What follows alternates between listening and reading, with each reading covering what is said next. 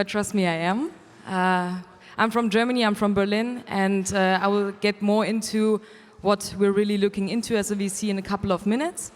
But let's kick off with what you guys can expect in the next 20 minutes. My plan, hopefully, is to give you a little bit more insights into what European VCs are looking into right now, especially after the hype that we've all experienced. You get a little bit more insight in specific use cases that we already invested in or that we're looking into. Maybe some of them you know already, but I guess that also some of them are quite new to you. There are a couple of challenges I want to get into, and I already said something about use cases, so let's start with myself. I'm Vicktoria. I'm the co-founder of the W3 Fund and the W3 Vision.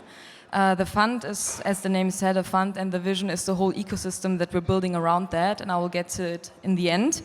I'm mainly responsible for marketing and content and all these community operations. I'm a LinkedIn top voice since the end of last year, which is really, really nice.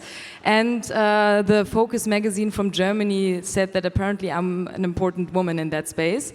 And last but not least, I think that right now is the really, really best time to look into the development of Web3.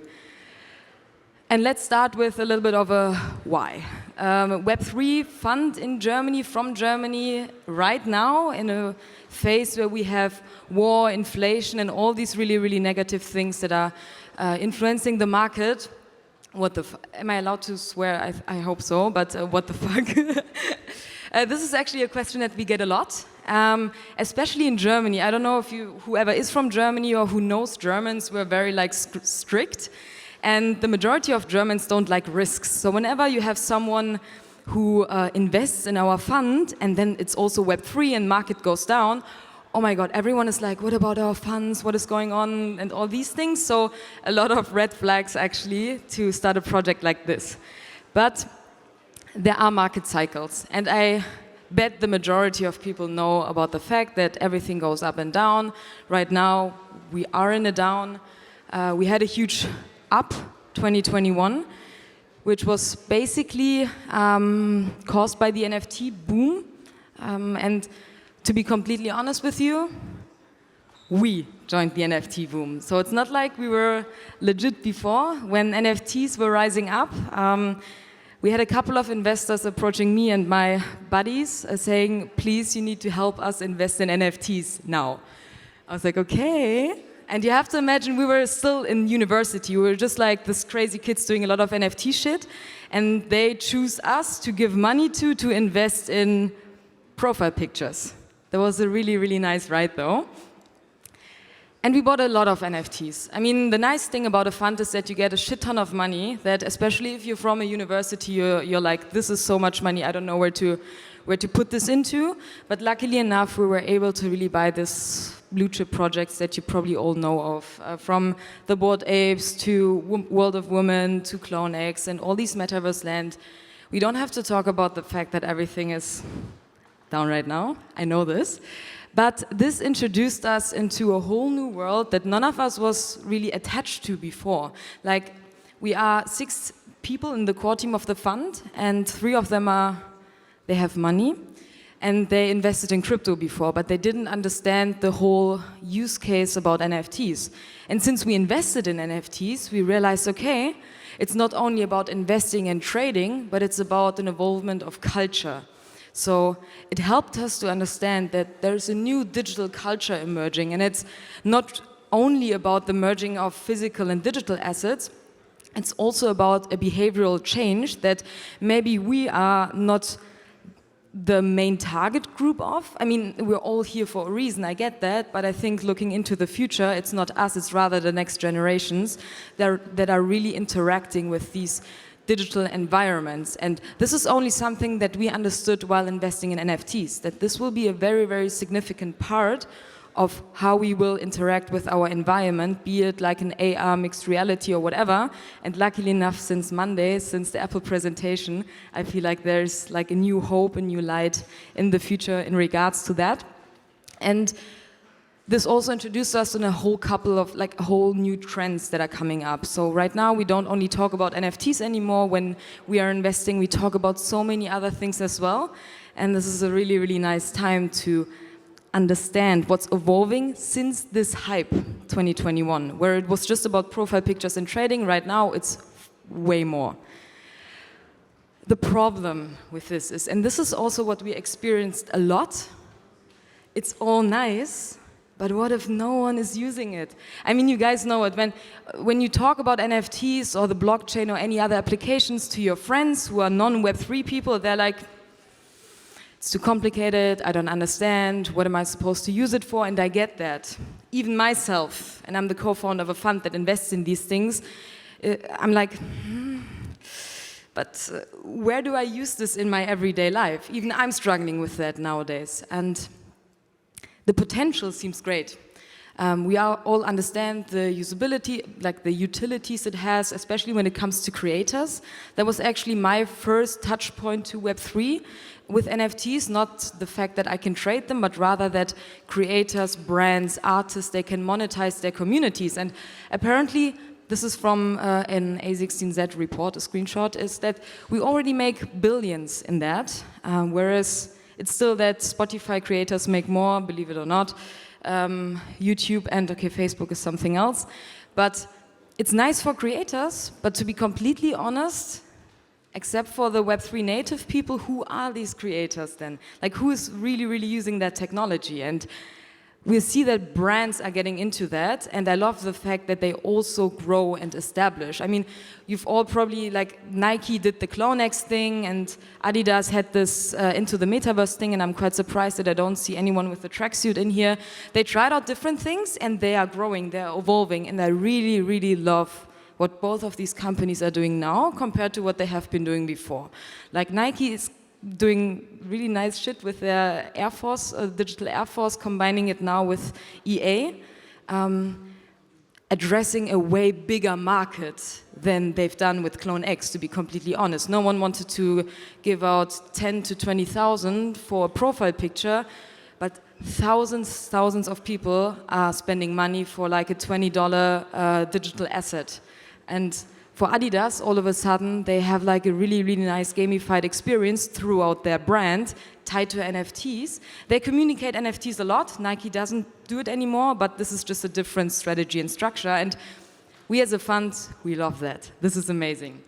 And the problem still is, as I've said it before, it's just too complicated though. I mean, there are still scams and hacks, and you need to control your assets, and I know that we have this thing with, or had this thing with Ledger, where probably some people in the room have different opinions about that, but in total, we need solutions for people to, and I don't want to say onboard because I hate the word to onboard people because it always sounds like it's forced to someone, but I like the fact if you have solutions that are so clear and so tied to someone's everyday life that they don't give a fuck about what the technology underlying is about, and they just enjoy the application. And I said it before, we need applications. And I've said that as a fund we started to invest in NFTs. Now we invest in startups in Web3, and these startups mainly build applications. That was actually a really nice thing. In our team, a couple of people that have done angel investments before that. So at some point, very organically, a lot of people reached out to us for startup investments. So we said like, okay, let's do startup investments then and support the companies who are really building applications for people to use in the future and not just NFTs. I don't want to say anything bad about NFTs, but I want that the whole world is using the technology somehow and great products are being built instead of just like a small group of people, which is us. So this is basically what we're the most exciting about, and I want to now dig more into a couple of use cases that we have invested in, what we're looking at, so you have maybe a little bit of a bigger understanding. And I'm not allowed to speak as every VC, but I know that a lot of VCs are interested in the same things when it comes to Web3. So let's dive in. You know this. If you don't know this, you're not in Web3. Starbucks did this really, really nice customer loyalty program. And be it whatever you may think about this, is they've done an amazing job. They took something that was working before and they put it on the blockchain, they gamified something, and regardless of how much money they can make out of it, people are using it. I also use it because I think it's easy to understand, easy to use, and makes sense. And don't be afraid of data for companies, but companies, a lot of businesses are tied around advertisement and finding the right advertisement for the right people. And the opportunities with Web3 are really fucking amazing. Sorry for swearing that much, but it's just how I speak. They are very, very amazing. So we need more people to really use, let's say, wallets that are tied to other projects, tied to other products, so companies can also make new business streams out of that. And this is basically what Salesforce is doing here.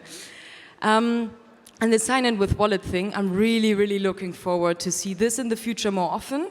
I love the fact that you can sign up with Google everywhere, and I feel like the majority of you too, that you don't have to remember your password. But if this is then at some point connected to your wallet, there's so many more opportunities that you can dig into when it comes to, I don't know, like automated discount codes at some website or whatever.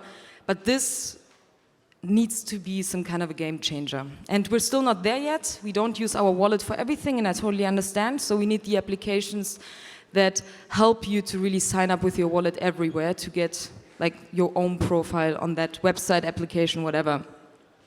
This is a very, very interesting company that we invested in, and a use case I didn't even know about it's existing.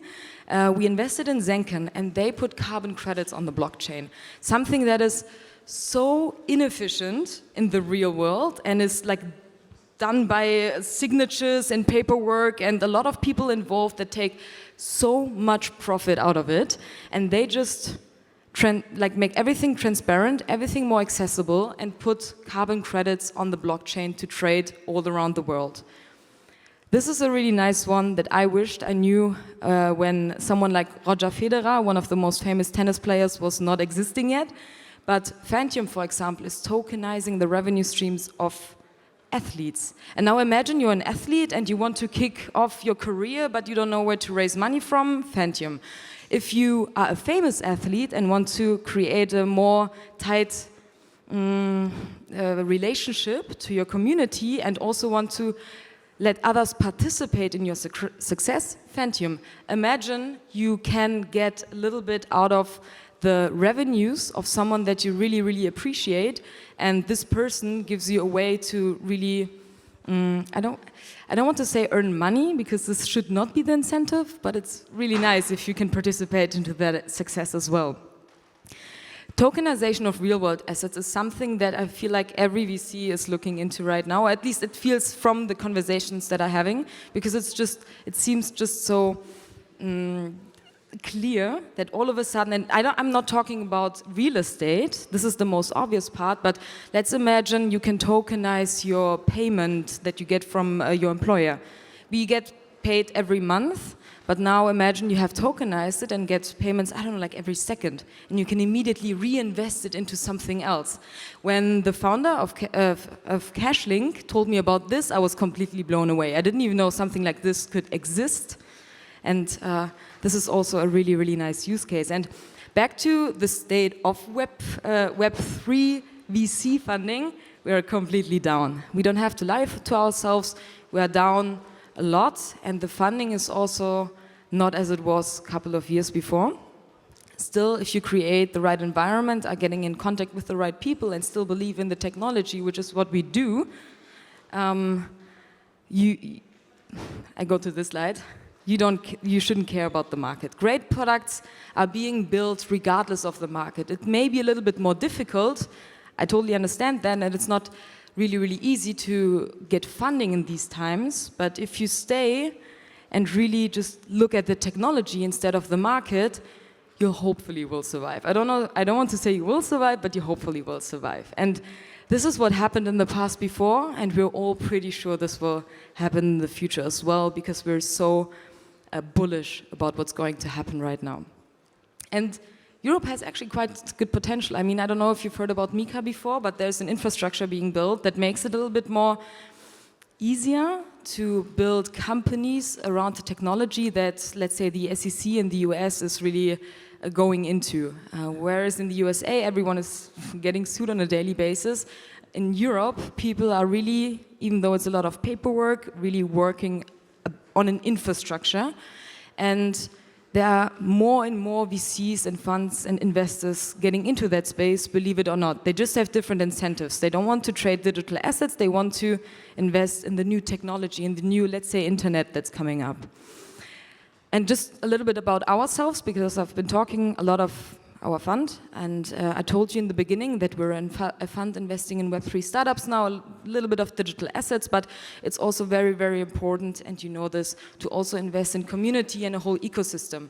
So I've introduced myself as a co-founder of the W3 fund, but also the W3 vision. And what we do on the side is not only invest in with cash, we invest with, we are currently building a co-working space in Berlin for Web3 natives, for brands as well, to really tight the connections. We're co-hosting another conference. I don't want to advertise my conference at this conference, but we're doing a lot of other things such as content to really introduce people into what's going on, the technology, and take away the fear of crypto being a scam or whatever.